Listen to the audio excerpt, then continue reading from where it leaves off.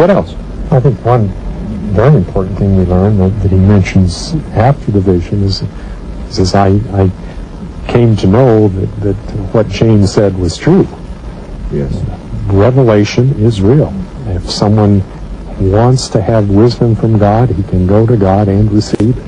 And notice years later he'll say something like this: if a man wants to gain knowledge from God, it's not through reading the experiences of others that he gets it, but it's by going to God directly. And it's in that context that he says if a man could gaze into heaven 5 minutes, he would know more about life after death than if he'd read all the books written on the subject. He had had family experiences before him, but now he's had his own experience. Any other things that stand out about the first vision? We haven't stated, of course, what he learns about other churches. He learns that the language of the 1838 statement is very strong language. All their creeds are an abomination in my sight. I think we need to clarify. I mean, we don't want to sugarcoat this on the one hand, but we don't want to overstate it either. I don't think the Lord is condemning all people in other churches, obviously. But he is saying that the creeds trouble him. The creeds trouble him. Why? Because there is when, in those early Christian centuries, there is when we begin to unravel and pull apart what the Scriptures have plainly taught about the nature of God. And once we begin to dabble with the nature of God, everything else follows. The nature of God to man, God's ability to reveal himself, man's ability to know God, man's ability to become as God. And so all the creeds... God has reason to be just a little annoyed. They took God's body. They took his gender. They took his manhood. They took his fatherhood. They took his passion. They robbed him of his family. They took everything away from him that is meaningful. Now, he's got... so redefined man. And redefined man, his children. Yeah, they insulted all of his children. Blinded us about any potential that we cut off the association of his children with him. Now, has he got a right to be just a little offended, a little upset about all of this? I think so. I think so. I think the language ought to be fairly strong, or he doesn't have those passions that we're saying that ought to be restored here. Sure. Yeah, right. And it is interesting too that in light of what Joseph says about Joseph Smith, that God said, "This is my beloved son." He is the father again. He is. This is my beloved son, which makes him the father. And now he's interacting with another son who's going to find out how glorious he is, and that he can have a relationship with the Father as that divine Son has. Good insight.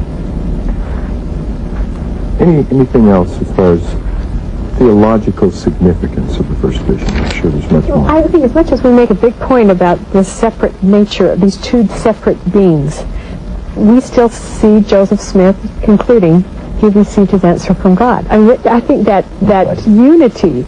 No, but it is. Yes, it is still he prayed to God and he receives an answer. The fact that Christ is delivering that message to him does not negate the fact. Move him from That's the right. And I think that unity that is established and reconfirmed here is marvelous. That we see the love and acceptance working together. Years later, people would say, "What did you learn?" He could say, "God taught me such and such." Yes. And it didn't matter whether it was the Son or the Father. God taught me. Right. Now, I think it's significant too, and you pick this up, for instance, in the Wentworth letter, when somebody comes to Joseph and says, "All right, now tell us where you're coming from. Tell us what it means to be a Latter-day Saint. Who are you? What are you?" He sits down and he immediately starts to tell the story of the first vision. That's the foundation. That's where we begin. He was not squeamish about telling this story. And I think that that's the pattern that we use, again, if we go out. There's no way in all the world that we can represent our story or get across what happened and why we are what we are and who we are, what our message is, if we don't have the courage of the story.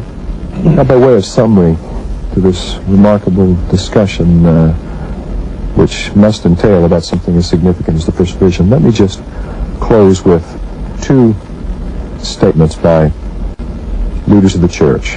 First from President Gordon B. Hinckley.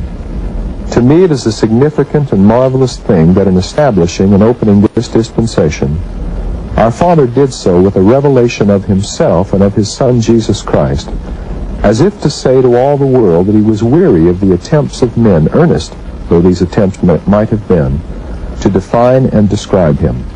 The experience of Joseph Smith in a few moments in the Grove on a spring day in 1820 brought more light and knowledge and understanding of the personality and reality and substance of God and his beloved Son than men had arrived at during centuries of speculation. That's a remarkable statement. Very good. And then this one, which I think we all can appreciate from President J. Reuben Clark from the great talk, The Charted Course of the Church in Education. There are for the Church and for each and all of its members two prime things which may not be overlooked, forgotten, shaded, or discarded.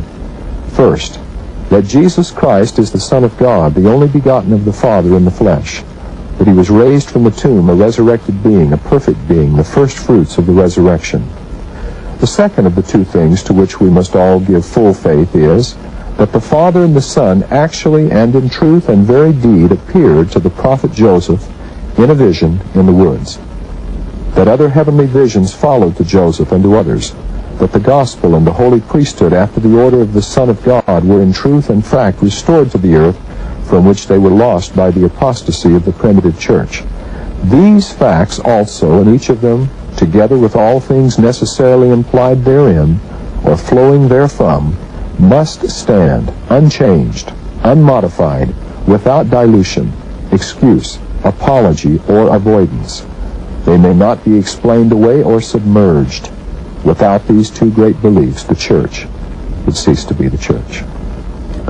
And so we have in the first vision the beginning of the revelation of God to man in this day. And we can study it and come away appreciating more fully why the Lord would say something so profound to Joseph Smith as this generation shall have my word through you.